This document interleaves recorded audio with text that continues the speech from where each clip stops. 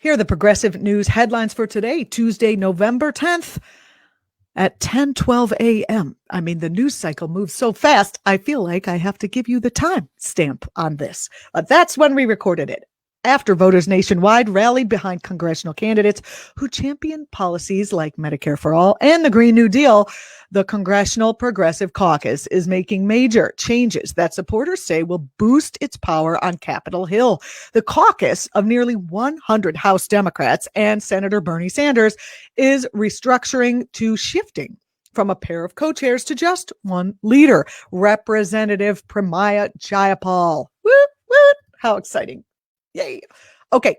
Jayapal acknowledges that the reforms could mean some members exit the caucus. Bye-bye.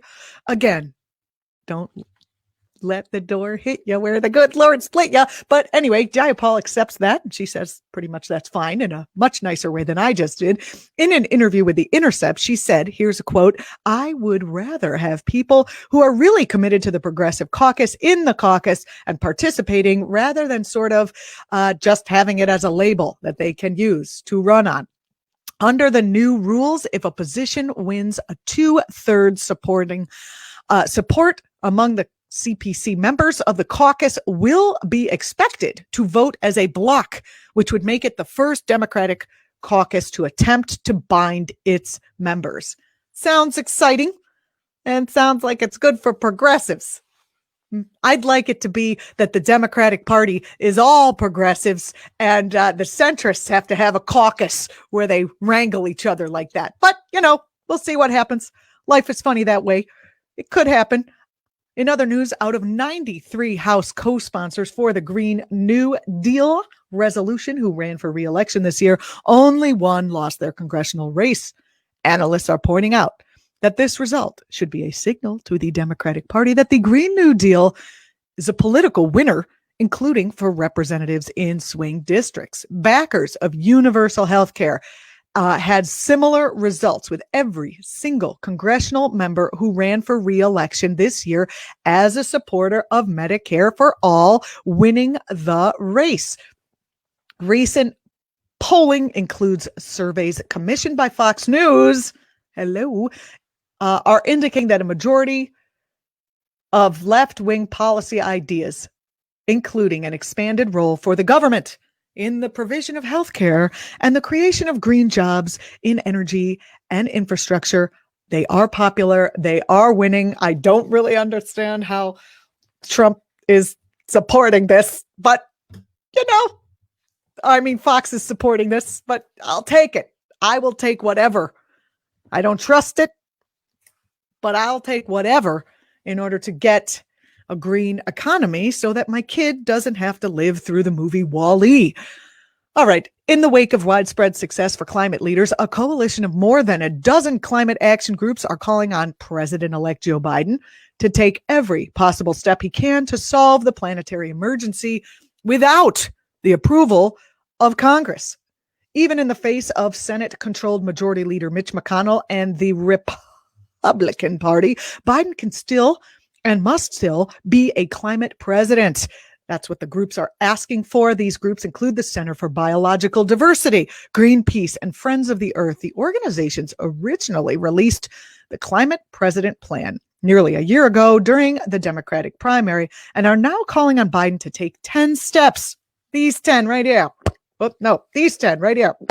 In his first 10 days in office, including to declare a national climate emergency under the National Emergencies Act, which, guess what that would happen? Would unlock specific statutory powers to help accomplish the necessary response.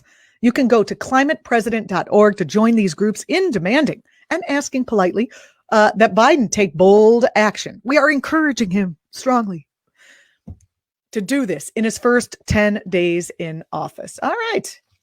Moving along, healthcare justice campaigners are responding to the promising new data from pharmaceutical company Pfizer's coronavirus vaccine trial with both tempered enthusiasm and calls for ensuring global accessibility. I heard on the night nightly news, NBC Nightly News with Lester Holt last night, that the vaccine that they're talking about that they have so much hope for is almost 50%, effective.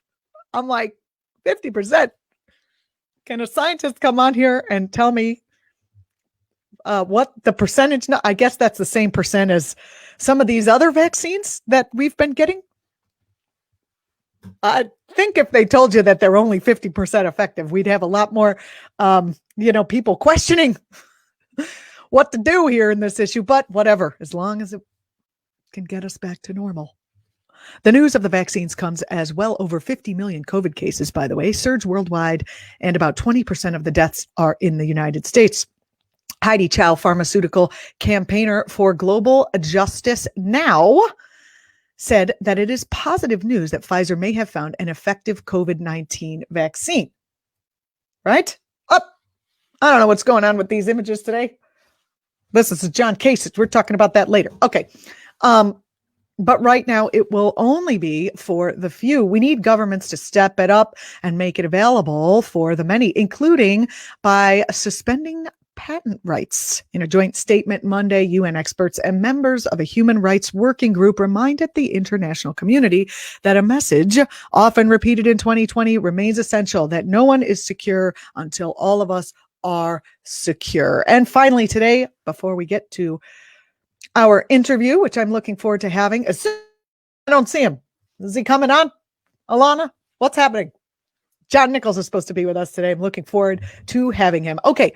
Finally, in our news today, with President-elect Joe Biden on track as of Monday to win the national popular vote by a historic margin, more than 8 million votes, just saying, according to one estimate. Progressives are renewing their long-standing demand that the antiquated and undemocratic Electoral College be abolished in favor of a system that adheres to the principle of one person, one vote. FYI,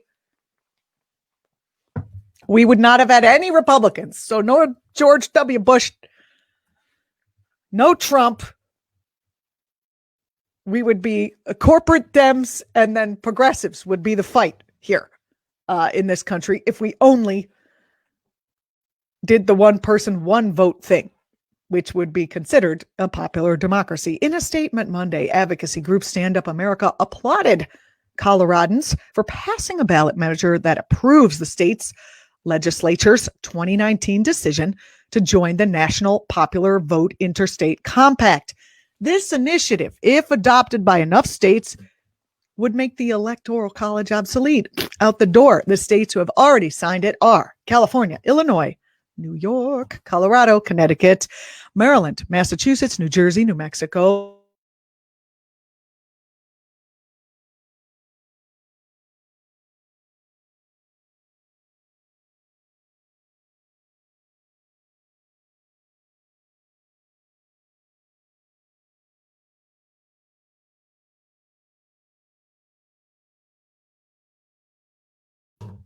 oh, and I'm back.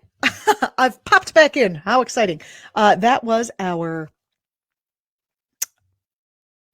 progressive news report. If you're watching on YouTube, don't forget to subscribe and, follow ACT.tv across platforms. You can follow me on Twitter at Julianna Forlano. You can follow ACT.tv.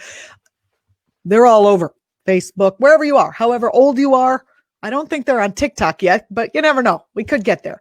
Thanks for watching.